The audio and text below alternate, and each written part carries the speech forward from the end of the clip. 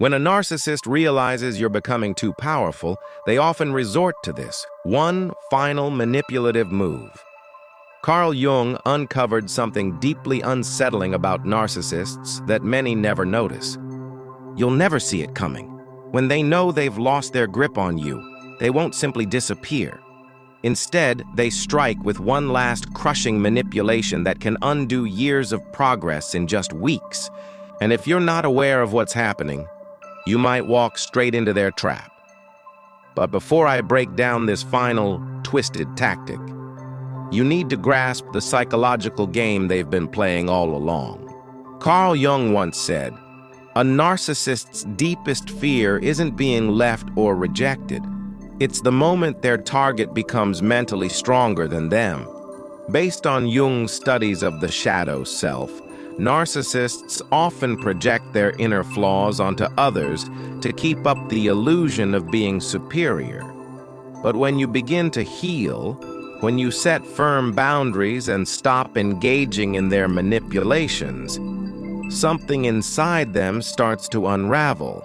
Jung referred to this as the power inversion crisis.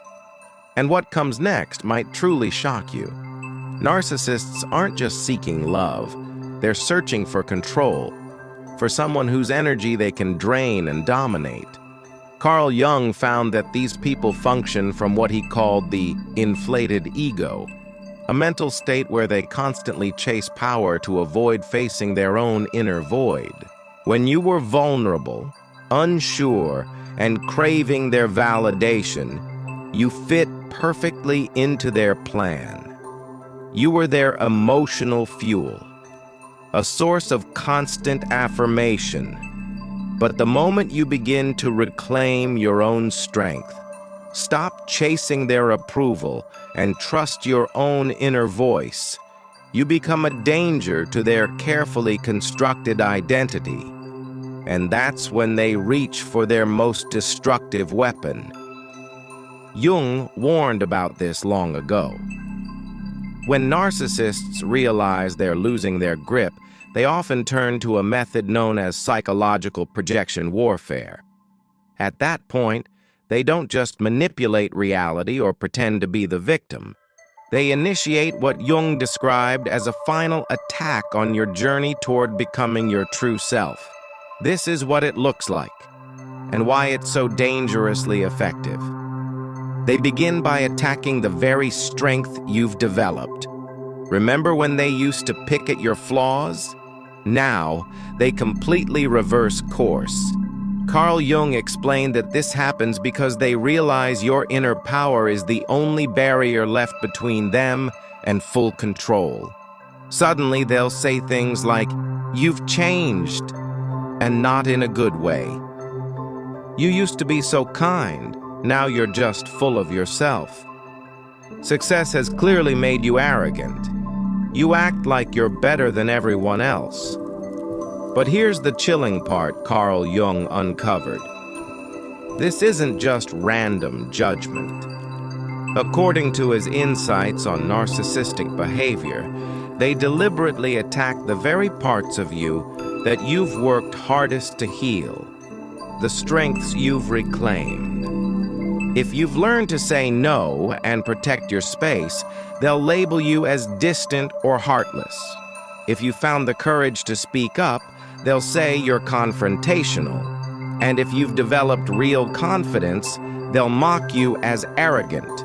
Jung referred to this as strength shaming, a tactic designed to make you feel guilty for the very traits that helped you break free. But their darkest move is still yet to come. Carl Jung discovered that when strength shaming doesn't work, narcissists has deployed what he termed nostalgic manipulation. They start reminiscing about the old you, the version of yourself that was easier to control. Remember when you used to laugh at my jokes? You were so much happier before you started reading all those self-help books.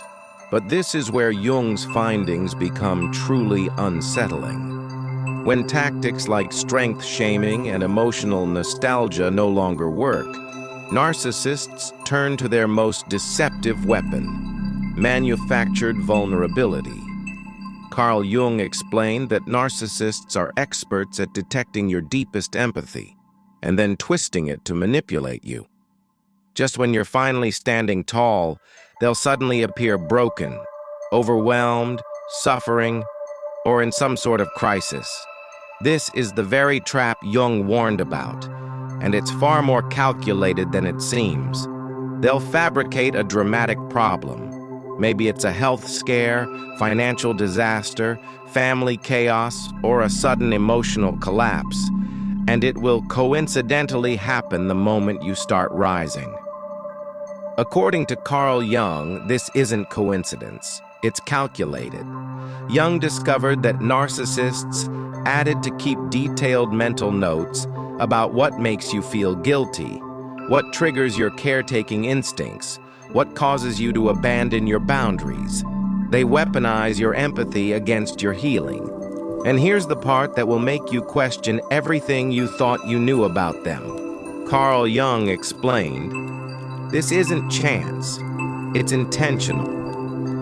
He found that narcissists tend to keep a mental record of exactly what makes you feel guilty, what activates your urge to take care of others, and what gets you to drop your boundaries.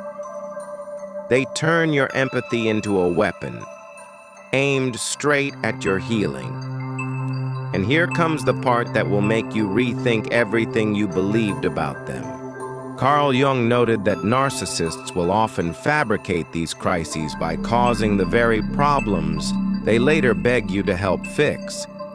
They'll destroy their own relationships, careers, or even their health, all to create a scenario where you feel morally responsible to rescue them. Jung's research revealed this tactic serves two clear purposes. First, it drags you right back into the role of the rescuer. And second, it confirms to them that they still hold emotional power over you. But Jung uncovered something even more disturbing. They don't just want your support. What they really want is for you to give up the strength you've built. Carl Jung observed that narcissists will deliberately ask you to break the very boundaries and principles you fought so hard to create. I know you don't usually lend money, but this is different. I know you said you needed space, but I really need you right now. I know you're focusing on yourself, but can't you just help me this one time? They're not truly asking for help. They're asking you to prove that they still matter more to you than your own peace. And if you give in, Jung warned, you risk losing everything you've fought so hard to rebuild. Carl Jung emphasized that the most dangerous thing about manufactured vulnerability is how real it feels. The narcissist might genuinely be struggling, but Jung found that they are experts at choosing which crisis to show to whom and when, even though they often have other people or resources they could turn to. They come to you because deep down, they know you're the most likely to abandon your own boundaries for their benefit. So how do you guard yourself against this final emotional trap? Carl Jung believed the answer lies in something he called differentiated compassion, the ability to feel empathy for someone's pain without believing it's your job to fix it. Jung once said, "The privilege of a lifetime is to become who you truly are." So when a narcissist tries to drag you back into old dynamics, even by using a crisis, you must pause and ask, is helping them helping me grow into my true self? Or is it pulling me away from that path? Jung's final insight about narcissists has the power to transform how you view every relationship in your life. Carl Jung observed that narcissists often fear your strength, not because it harms them, but because it reflects the growth they gave up long ago, choosing control and illusion instead. When you refuse to dim your light to make them feel secure, you're not just protecting your space, You're becoming living proof of what's possible when someone values truth over validation. And that's exactly why they'll try everything to pull you back down. But here's what Carl Jung truly wanted you to understand. Every time you resist their subtle control, every time you hold your ground in the face of their manufactured chaos, you're doing more than self-defense. You're exposing the truth. Their power was never real. It was borrowed from your silence. Jung believed that real strength isn't about avoiding manipulation. It's about recognizing it and choosing not to surrender to it. It's about noticing the manipulation, calling it out, and still choosing your true self, because in the end, their obsession with controlling you is nothing but proof of the strength you already carry. The narcissist's final trick only works if you lose sight of who you are, but once you see it clearly, as a last-ditch attempt to regain control, you understand. Their manipulation is not power. It's evidence that you've already broken free. Carl Jung taught us this truth. The moment you stop being someone they can control is the moment you start truly living. No false emergency, no matter how real it seems, is ever worth giving up your freedom. Thank you for walking through this reflection with me. If this message meant something to you, make sure to subscribe and share it with someone who might need to hear it.